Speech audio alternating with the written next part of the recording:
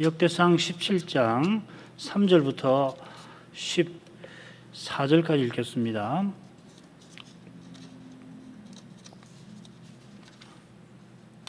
(3절부터) 읽습니다. 그 밤에 하나님의 말씀이 나단에게 임하여 가라사대 가서 내 종 다윗에게 말하기를 여호와의 말씀이 너는 나의 거할 집을 건축하지 말라. 내가 이스라엘을 올라오게 한 날부터 오늘까지 집에 거하지 아니하고 오직 이 장막과 저 장막에 있으며 이 성막과 저 성막에 있었나니 무릇 이스라엘 무리로 더불어 행하는 곳에서 내가 내 백성을 먹이라고 명한 이스라엘 어느 사사에게 내가 말하기를 너희가 어찌하여 나를 위하여 백향목집을 건축하지 아니하였느냐고 말하였느냐 하고 예언하여 내 종 다윗에게 이처럼 말하라. 만군의 여호와께서 이처럼 말씀하시기를 내가 너를 목장 곧 양을 따르는 데서 취하여 내 백성 이스라엘의 주권자를 삼고 네가 어디로 가든지 내가 너와 함께 있어 네 모든 대적을 네 앞에서 멸하였은즉 세상에서 존귀한 자의 이름 같은 이름을 내게 만들어 주리라. 내가 또 내 백성 이스라엘을 위하여 한 곳을 정하여 저희를 심고 저희로 자기 곳에 거하여 다시는 옮기지 않게 하며 악한 유로 전과 같이 저희를 해하지 못하게 하여 전에 내가 사사를 명하여 내 백성 이스라엘을 다스리던 때와 같이 않게 하고 또 내 모든 대적으로 내게 복종하게 하리라. 또 내게 이르노니 여호와가 너를 위하여 집을 세울지라. 내 수완이 차서 네가 열조에게로 돌아가면 내가 내 뒤에 내 씨 곧 내 아들 중 하나를 세우고 그 나라를 견고하게 하리니 저는 나를 위하여 집을 건축할 것이요 나는 그 위를 영원히 견고하게 하리라. 나는 그 아비가 되고 그는 나의 아들이 되리니 나의 자비를 그에게서 빼앗지 아니하기를 내가 내 전에 있던 자에게서 빼앗음과 같이 하지 않을 것이며 내가 영영이 그를 내 집과 내 나라에 세우리니 그 위가 영원히 견고하리라 하셨다 하라. 여기까지입니다. 다윗이 드디어 여호와께 성전 지어드릴 뜻을 밝힙니다마는 여호와께서 단박에 너는 나의 거할 집을 건축하지 말라 하셨습니다. 성전 건축 자체를 금하신 게 아니라 다윗에게 그 건축을 허락지 아니하신 것입니다. 그 이유가 4절 하반절부터 6절에 나왔죠. 여기 특히 주목할 것이 어떤 표현이냐면은 무릇 이스라엘 무리로 더불어 행하는 곳에서 하신 것, 내가 내 백성을 먹이라고 명한 이스라엘 어느 사사에게 말씀하신 표현입니다.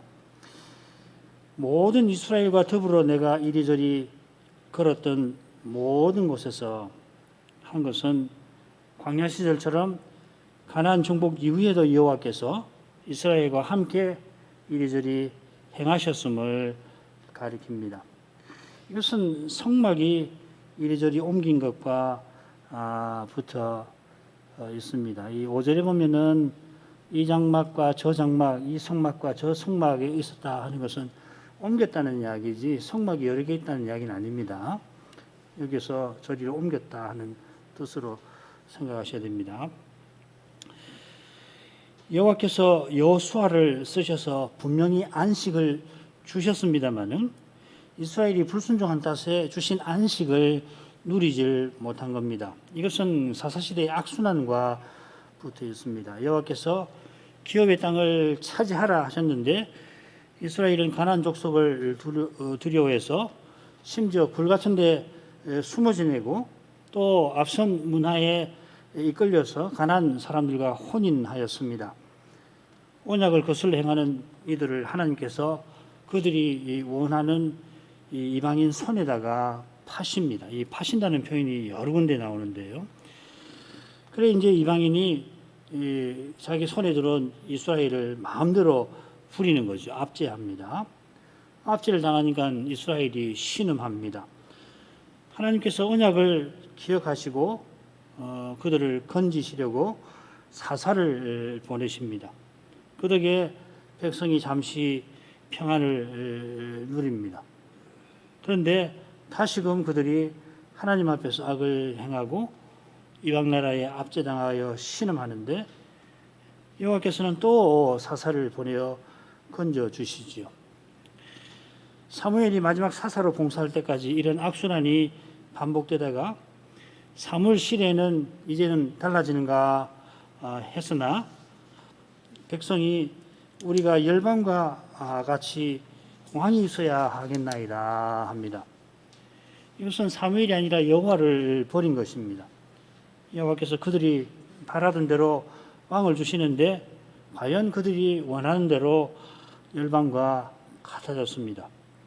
사울이 왕이 되더니 용사들을 끌어모아서 자기 왕권을 강화하려 할 뿐이고 충신 다윗을 죽이려고 혈안이 되어서 노베 지상들을 몰살을 시켜버리고 말년에는 언약의 왕이 접신녀를 찾아갔습니다.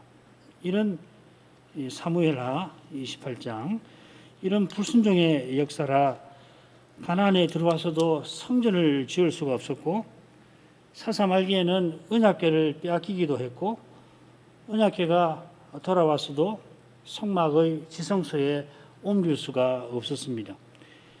다윗이 언약궤를 옮기되 예루살렘 장막에 옮긴 것은 이런 역사 인식과 붙어 있습니다.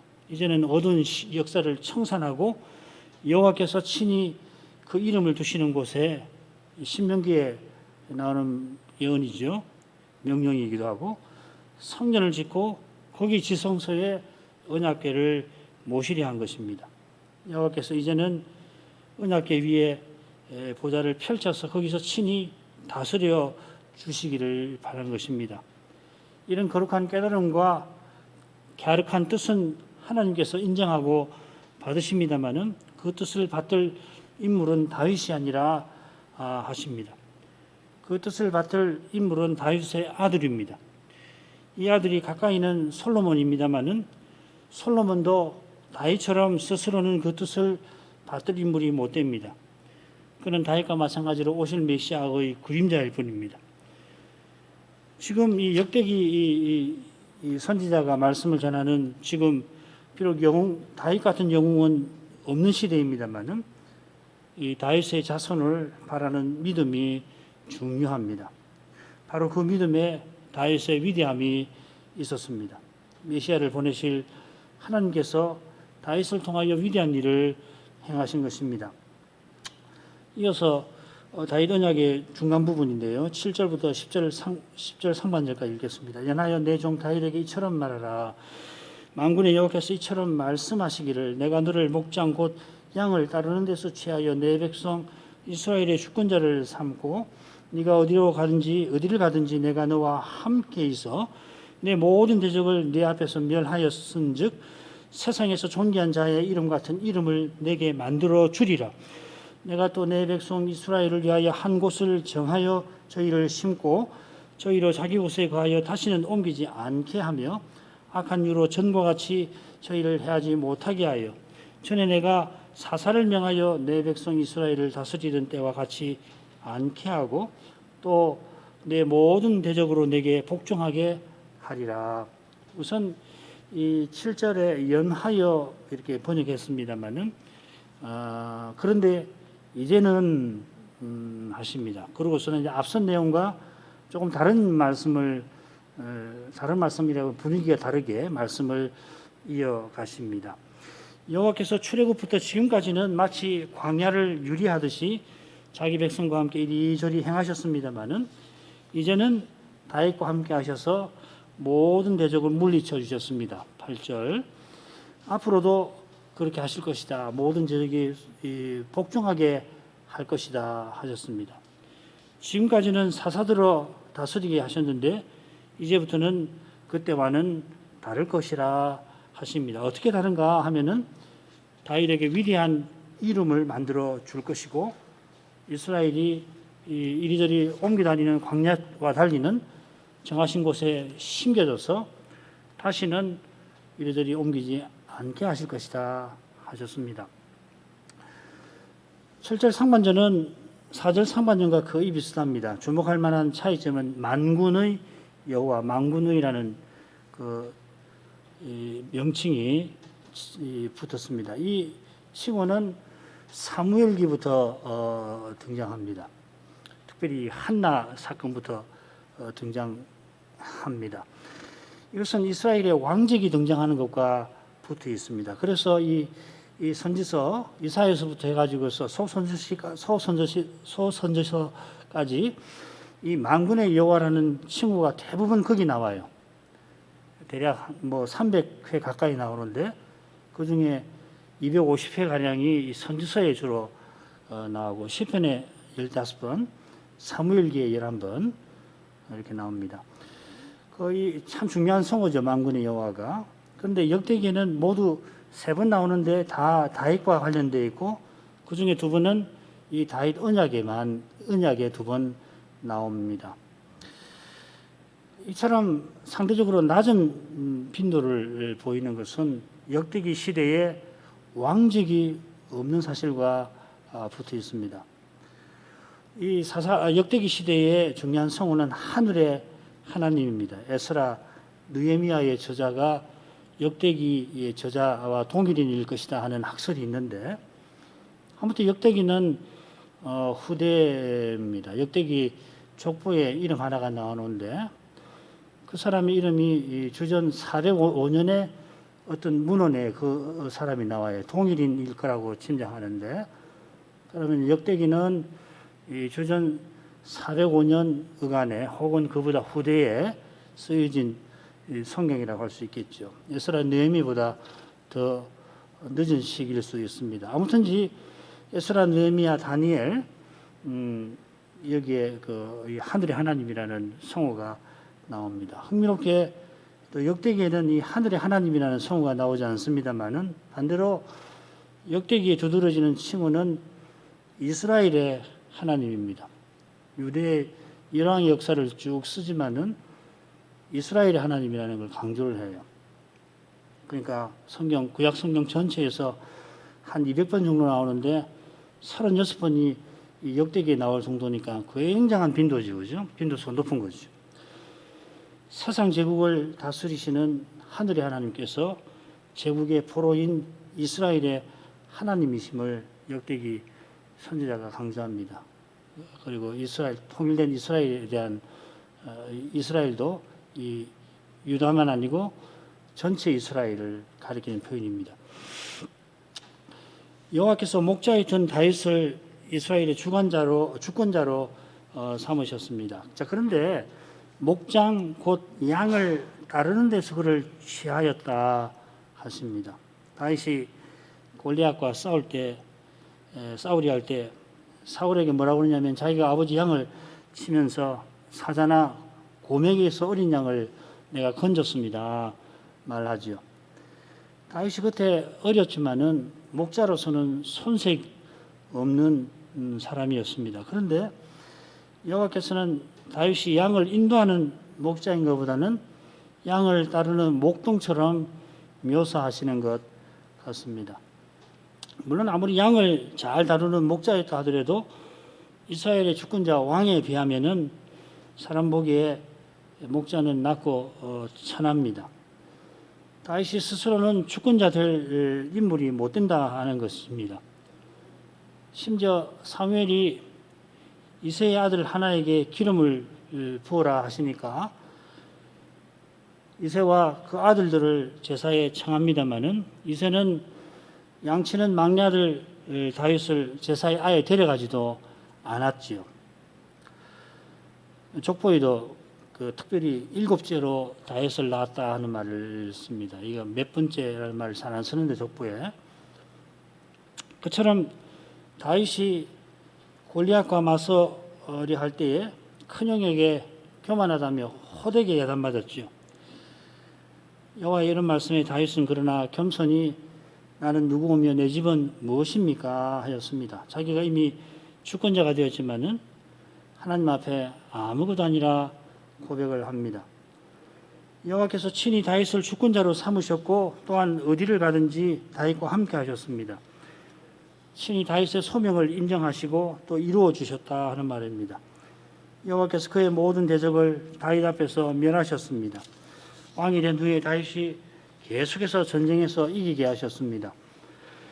여호와께서 모든 대적을 멸해 주시니까 그래서 다윗도 내가 성전을 지으라고 하시는 모양이다 확신을 했던 것입니다. 나단도 하나님이 왕과 함께 하시니 하면서 다윗의 확신에 찬동했지요.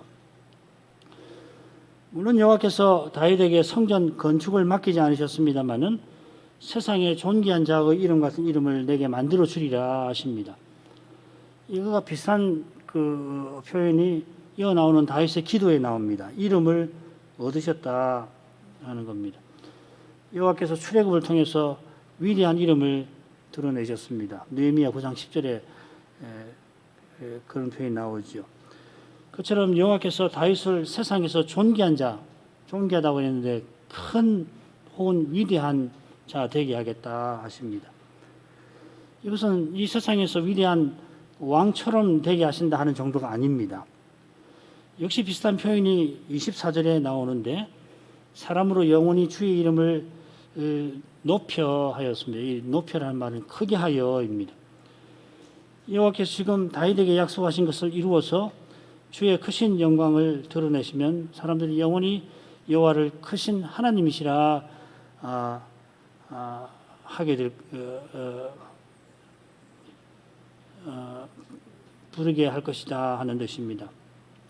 이 기도는 크신 하나님께서 다윗의 이름을 크게 만들어 줄 것이다 하신 것과 붙어 있습니다.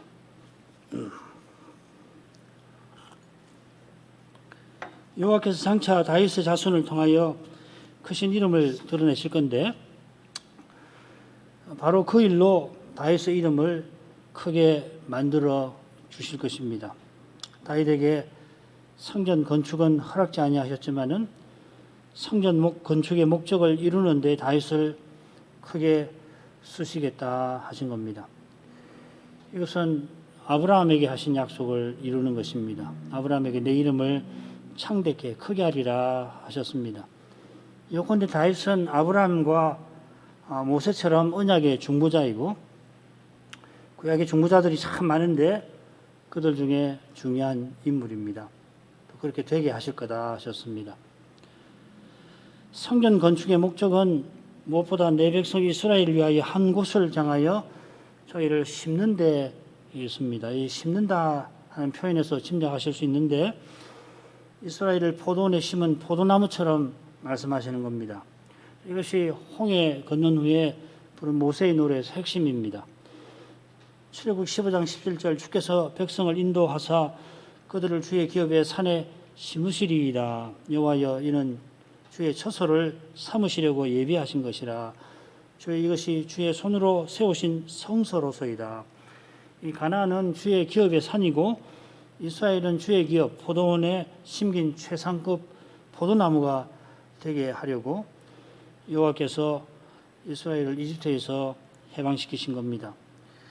게다가 이스라엘이 가나안에 이미 들어오게 하셨습니다. 그런데 이 출애굽의 목적이 이스라엘의 불성종 때문에 아직 이루어지질 못한 거예요. 여호와께서 그 이름을 두려고 택하신 곳에서 자기 백성을 만나고자 하셨는데 신명기에 계속 나오는 표현이죠. 광야 시절처럼 성막이 이리저리 옮겨졌습니다. 성막이 이리저리 옮겼다는 것은 여호와께서 집에 거하지 아니하시고 그 유리 방황하는 백성과 함께 이리저리 옮기신 것입니다. 이제는 성전을 짓게 하여 거기 계시려 합니다. 거기 계셔서 주의 백성을 다스려 주시려 합니다. 백성을 통하여 주의 뜻을 이루려 하시는 점에서는 주의 포도원에 포도나무를 심는다 하는 이미지를 쓰신 것이고 이스라엘과 함께 거하려 하시는 점에서는 주의 거처를 삼으셨다 하셨고 그들과 만나 주시려 하는 점에서 주의 성소를 삼으시겠다 하신 것입니다. 이만큼 성전 건축이 중요합니다. 다윗이 그 중요성을 잘 알고 있었던 겁니다. 성전을 건축하면은 여호와께서 거기 지성소 위에 친히 보좌를 두실 겁니다. 성전이 당연히 국가 생활의 중심입니다. 성전 건축을 위하여 여호와께서 모든 대적을 물리쳐 주셨으니까 이스라엘이 자기 곳에 거하여 다시는 옮기지 않아도 됩니다.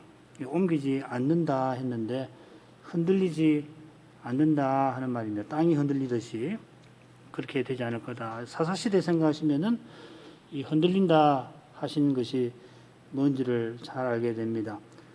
사사가 다스릴 때 잠시 평안을 누리는가 했지만은 그 적국이 들이닥쳐서 추수한 거 뭐 죄다 빼앗아가고 늘 괴롭혔죠. 그러니까 불안해서 살 수가 있나요, 사람이? 이제 그런 흔들리는, 땅이 흔들리는 것 같이 불안한 시대가 끝날 참입니다. 이후로 다윗 같은 왕이 드물게라도 나타나서 그때 나라가 확 안정하기도 하고, 그러나 대부분은 악한 왕들이 나라를 크게 흔들리게 했지만은 마침내 나라가 망해서 포로 잡혀가기 전까지는 사사시대와 달리 이 국권을 유지하였던 것을 알 수가 있습니다. 이것이 이어지는 말씀의 내용이기도 합니다. 악한 유로 전과 같이 저희를 해하지 못하게 하여 전에 내가 사사를 명하여 내 백성 이스라엘을 다스리던 때와 같이 않게 하고 또 내 모든 대적으로 내게 복종하게 하리라. 이 악한 유유 무리들은 적국을 가리키겠습니다마는 적국만 아니라 이 요압 같은 인물을 가리킵니다. 사무엘하 3장 34절에는 이 불의한 자식이라고 번역이 되었습니다. 요압이 이 보복심에 아브넬을 죽여서 나라의 통일을 크게 해쳤는데 다윗은 그런 인물을 악한 유라 불렀습니다. 그처럼 사사가 다스릴 때에는 나라가 약해서 늘 적국의 침공을 받았습니다. 사사는 전국을 다스리는 통치자가 아니고 한 지파의 이 재판장 같은 인물입니다. 그래서 같은 시대에 여러 사사가 함께 활약하기도 합니다. 엘리와 삼손은 시대가 겹치는 사사들입니다. 사사의 통치 역량에 따라 차이가 나긴 하겠습니다만은 이 지파들의 갈등이 늘 있습니다. 이게 사사기 부록이라고 할 수 있는 19장부터 21장까지 이 핵심 주제고 사사기 5장, 뭐 8장, 또 9장 뭐 이런 데 보면 이 지파의 갈등이 늘 있다는 걸 알 수가 있습니다.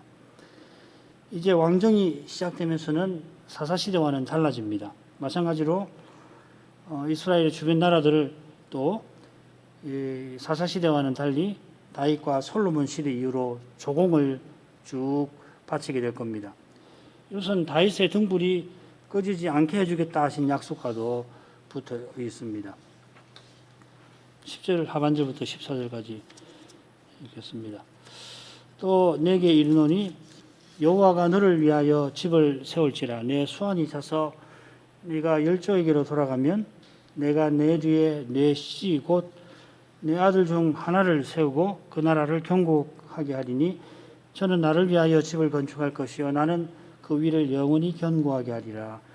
나는 그 아비가 되고 그는 나의 아들이 되리니 나의 자비를 그에게서 빼앗지 아니하기를 내가 네 전에 있던 자에게서 빼앗음과 같이 하지 않을 것이며 내가 영영히 그를 내 집과 내 나라에 세우리니 그 위가 영원히 견고하리라 하셨다 하라. 여호와께서 다윗을 위하여 집을 세워주시겠다 하시고는 다윗의 아들이 여호와를 위하여 집을 건축할 것이다 하시는데 14절에 보면은 다윗의 후손을 내 집에 세우겠다 하십니다. 여기 다윗의 집과 여호와의 집이 나오는데 다윗의 후손이니까 다윗의 집을 다스릴 텐데 그뿐만 아니라 여호와의 집에서 다스립니다. 바로 이 내용이 사무엘기의 다윗 언약과 특별히 다른 점 중 하나가 될 것입니다. 사무엘하 7장 16절은 다르죠, 그죠? 조금 후에 설명하겠습니다. 역대기 선지자가 사무엘기 선지자보다 수백 년 후에 등장한 까닭에 그가 전하는 계시가 진전한 면이 나타나고 있습니다. 여호와께서 대바람에 다윗더러 성전 짓지 말라 하셨는데 역시 여호와께서 오히려 다윗을 위하여 내가 집을 세워주겠다 하십니다. 이것은 다윗의 후손들로 성전을 세울 수 있게 하시는 것입니다.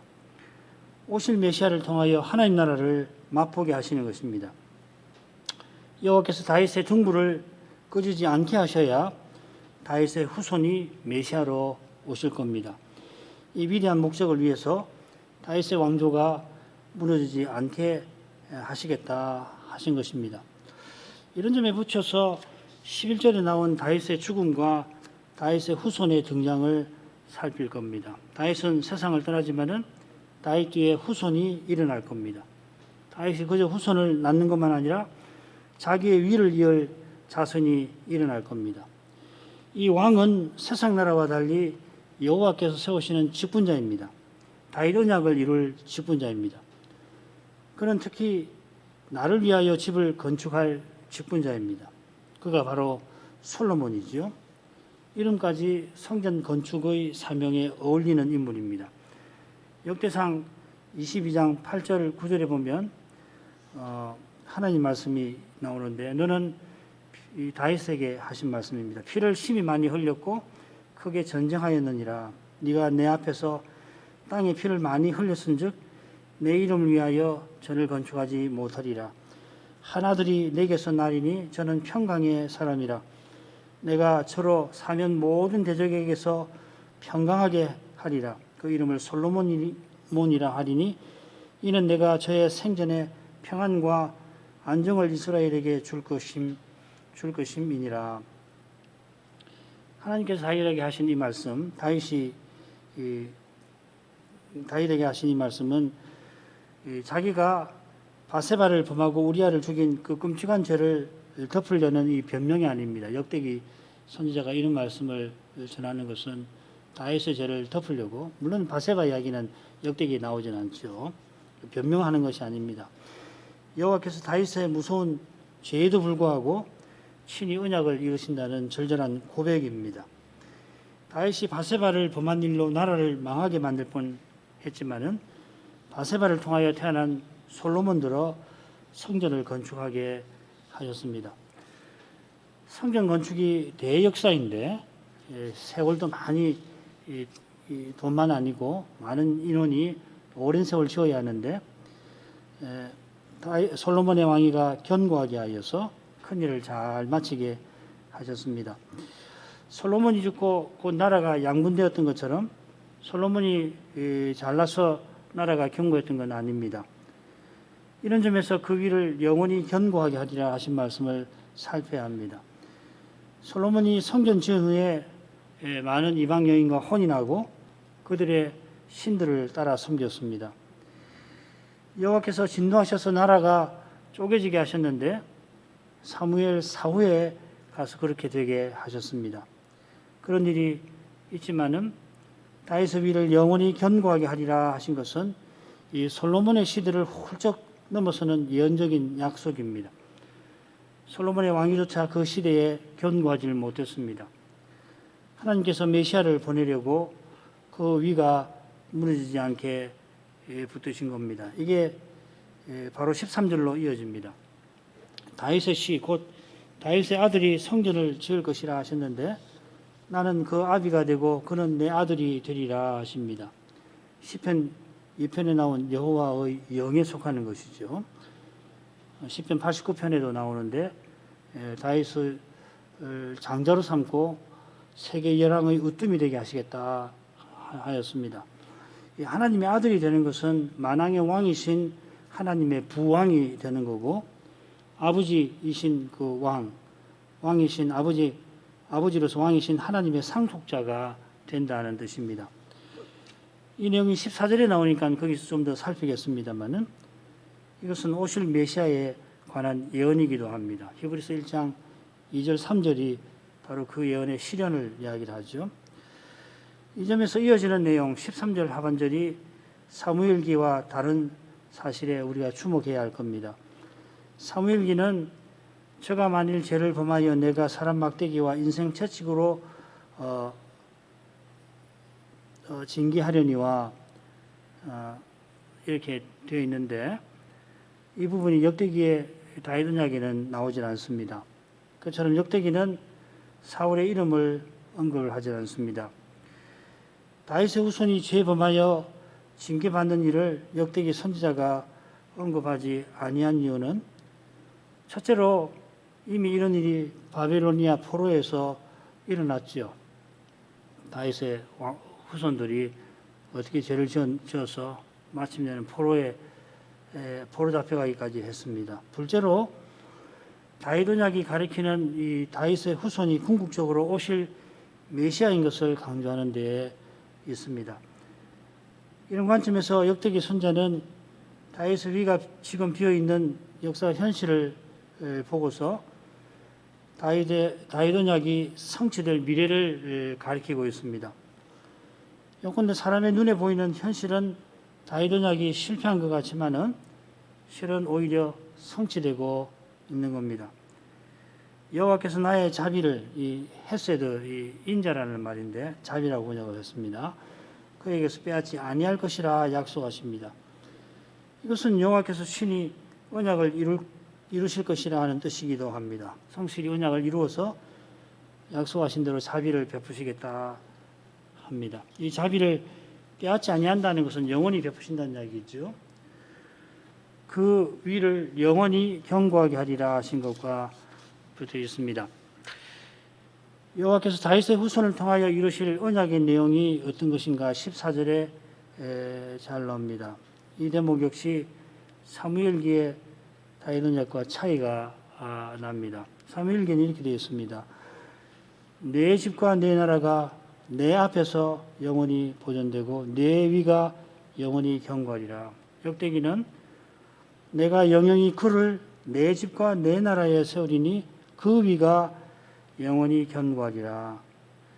사무엘기는 지금 그 언약을 맺는 다윗에게 초점을 두고서 내 집, 내 나라, 다윗 또 내 위, 영원함을 다윗의 집, 다윗의 나라, 다윗의 위의 영원함을 언급합니다마는 역대기는 여호와께서 나의 집, 나의 나라 하시면서 그 곧 다윗의 자손에 초점을 둡니다.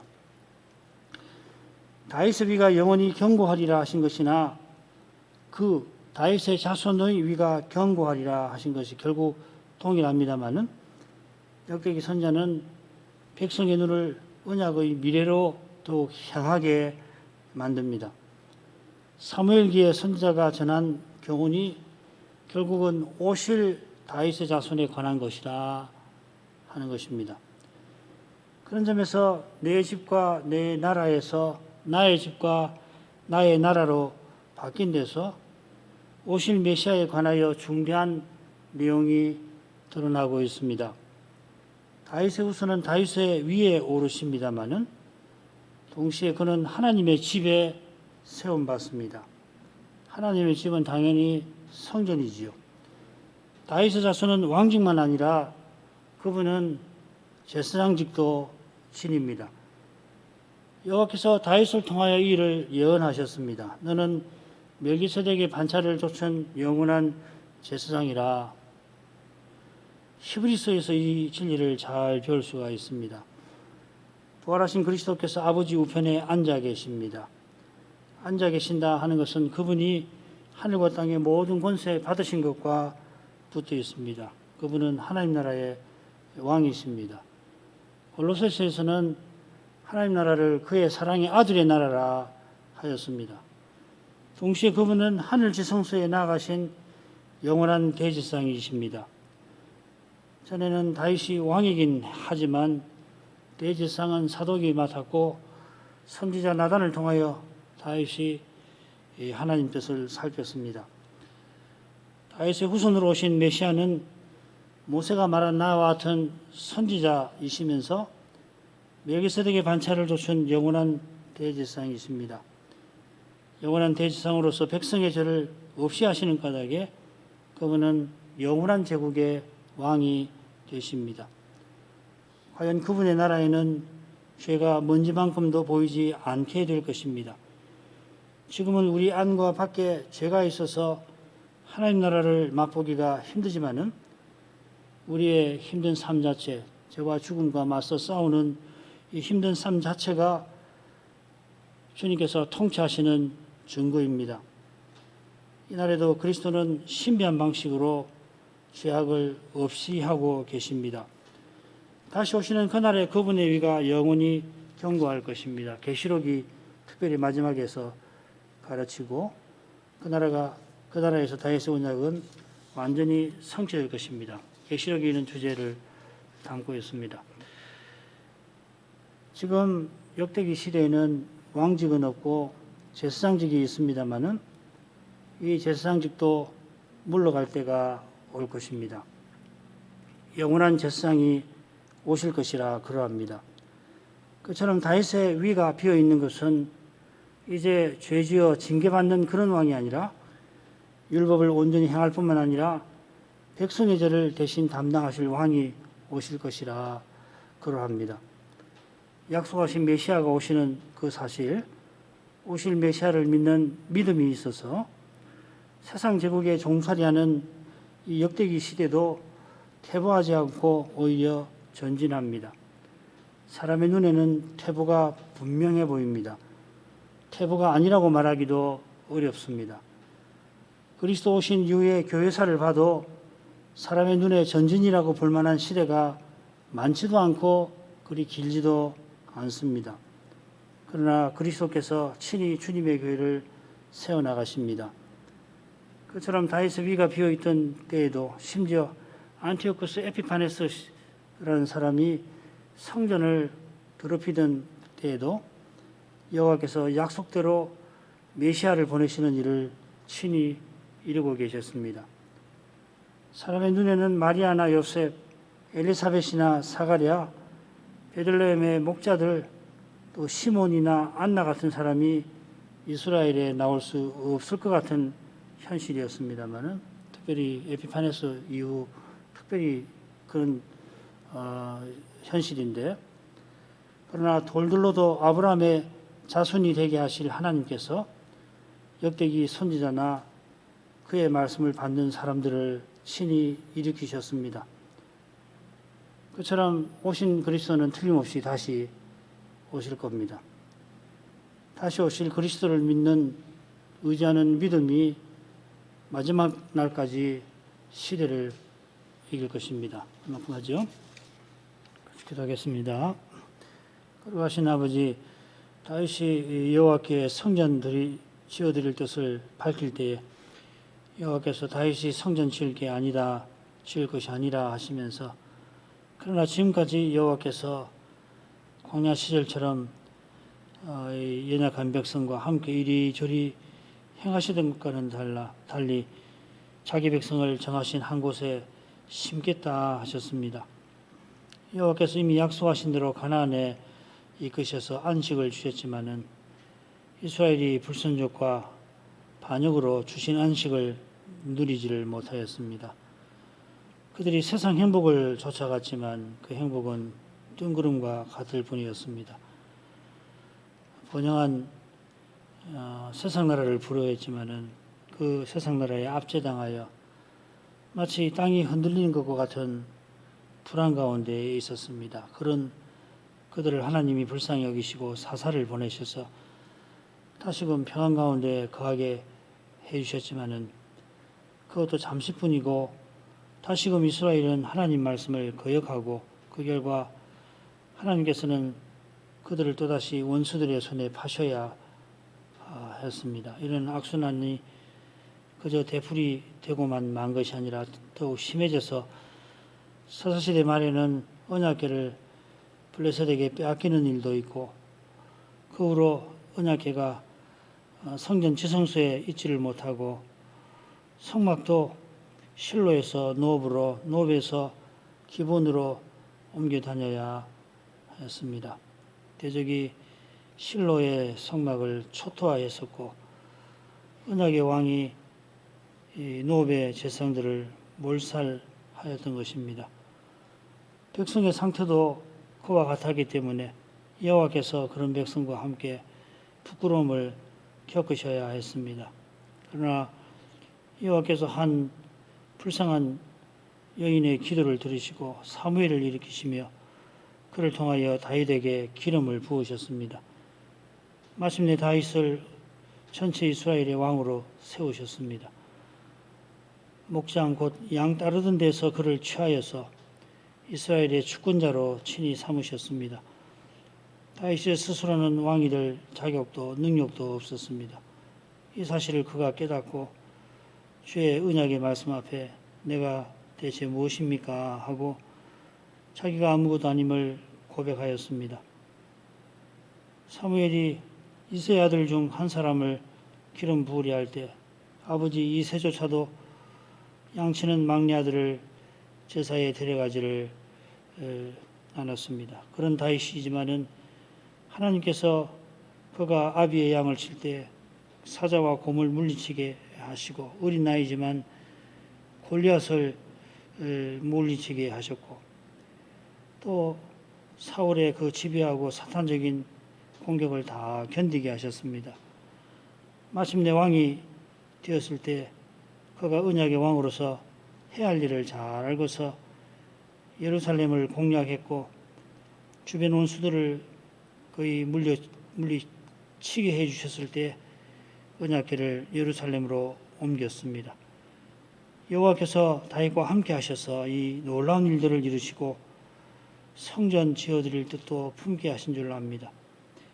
그 뜻이 하나님께서 기뻐하시는 바이지만은 다윗이 그 뜻을 받들기는 아니하셨습니다.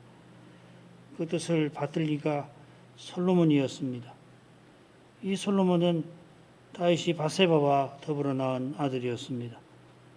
그처럼 솔로몬이 성전 세운 후에 많은 아내를 두고 그들의 우상을 함께 섬긴 것을 볼 때 솔로몬도 다윗처럼 성전 지을 자격이나 능력을 스스로 갖춘 것은 아니었습니다.